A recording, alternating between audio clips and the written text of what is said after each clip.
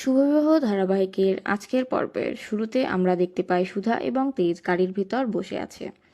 সুধা তেজকে বলে, আমরা পুলকে এখানে খুঁজতে এসেছি, না জানি ছেলেটা কি অবস্থায় আছে, কিছু খেয়েছে কিনা।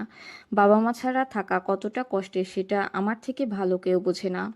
তেজ বলে, তুমি চিন্তা করো না, পুলোর কিছু হবে না। অন্যদিকে আমাদের গোডাউনে দেখানো হয় সেখানে বাচ্চাদেরকে খাবার খেতে দেয়া হয়েছে, কিন্তু পুলো খেতে চাইছিল না।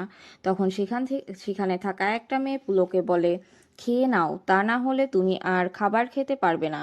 এরপর পুলো তরির কথা কল্পনা করতে থাকে। তরি বলেছিল, কোনো বিপদে পড়লে তুমি গুণদাদাকে ডাকবে, তাহলে দেখবে গুণদাদা তোমাকে সাহায্য করবে।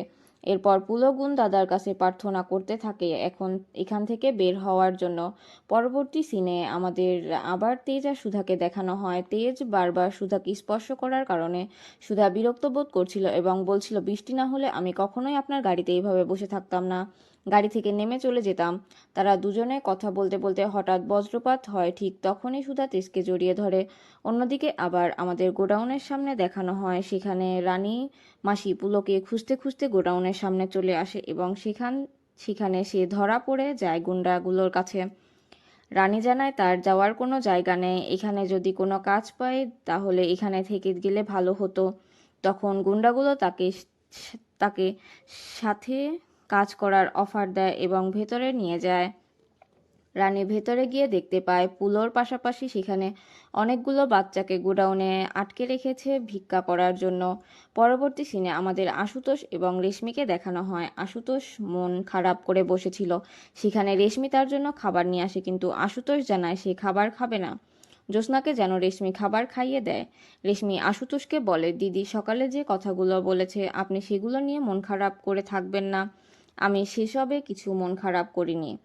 এরপর সিন ঘুরবে, আবার আমাদের তেজ আর সুধাকে দেখানো হয়। ভয় পেয়ে সুধা তেজকে জড়িয়ে ধরে। তেজ বলে, বীরাঙ্গনা। সুধা তাহলে এখন ভয় পায়। এরপর তেজ খেয়াল করে সুধা ভিজে যাচ্ছে, হঠাৎ ঠান্ডা লাগছে, তাই সে তার জ্যাকেট খুলে তার গায়ে দিয়ে দেয় এবং তাকে আবারও জড়িয়ে নেয়। এরপর আমাদের আবারও গোডাউনে দেখানো হয় সেখানে গুন্ডাগুলো সবাইকে ঘুমাতে বলে সেখান থেকে চলে যায়। সেই সুযোগে রানী পুলকে নিয়ে চলে আসে এবং বলে সে পুলকে এখান থেকে নিয়ে চলে যাবে। পরবর্তী সিনে আমাদের আবারও রেশমি এবং আশুতোষকে দেখানো হয়। আশুতোষ রেশমিকে বলে, আমি ব্যর্থ, আমি এত বড় বড় কেস সলভ করেছি কিন্তু পরিবারের সমস্যাগুলো কোনোভাবেই সলভ করতে পারি না, আমি ক্লান্ত হয়ে গেছি, আমি আর পারছি না সব সহ্য করতে। রেশমি আশুতোষকে সান্ত্বনা দিতে থাকে। ঠিক তখনই জ্যোৎস্না সেখানে আসে। সেই সব ঘটনা দেখে জ্যোৎস্না মনে মনে বলে, আমি সত্যিই অপয়া, আমার জন্য সব কিছু হারিয়ে যাচ্ছে, এমনকি আশুতোষ কষ্ট পাচ্ছে।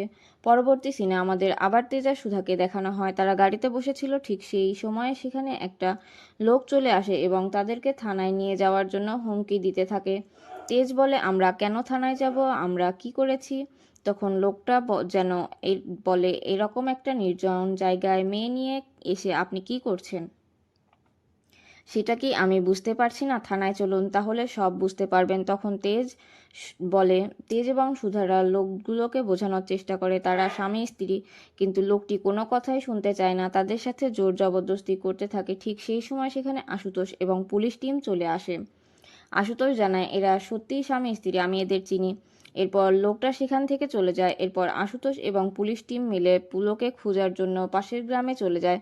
তখন সুধার সন্দেহ হতে থাকে নির্জন বাড়িটার দিকে, তাই সেই বাড়িটার দিকে এগোতে থাকে। অন্যদিকে রানী পুলোকে নিয়ে পালাতে থাকে এবং গুন্ডাগুলো তার পিছু ছুটতে থাকে। দৌড়তে দৌড়তে হঠাৎ সুধার সাথে রানীর ধাক্কা লেগে যায়।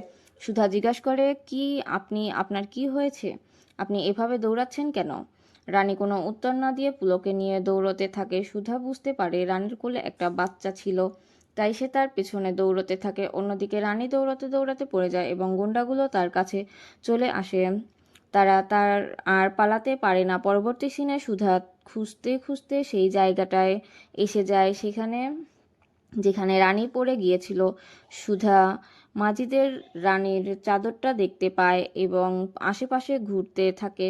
তখন তেজ এসে বারণ করে, এসব কি হাতে তুলে নিয়েছো আর এখানে কাকে খুঁজছো। সুধা জানায় এখানে একটা মহিলা বাচ্চা কোলে নিয়ে আশেপাশে আশেপাশে ঘুরছিল সে কোথায় গেল? এরপর তারা আশেপাশে খুঁজতে থাকে। শেষ সিনে আমরা দেখতে পাই সুধা এবং তেজ রানীকে খুঁজতে খুঁজতে পোড়াবাড়ির সামনে আবারও চলে আসে এবং সেখানে তারা ওই লোকটাকে দেখতে পায়, যেই লোকটা তেজ এবং সুধাকে হয়রানি করেছিল। তো বন্ধুরা, এই ছিল আজকের আপডেট। পরবর্তী আপডেট পেতে আমাদের চ্যানেলটি এখনই সাবস্ক্রাইব করে রাখুন। ধন্যবাদ।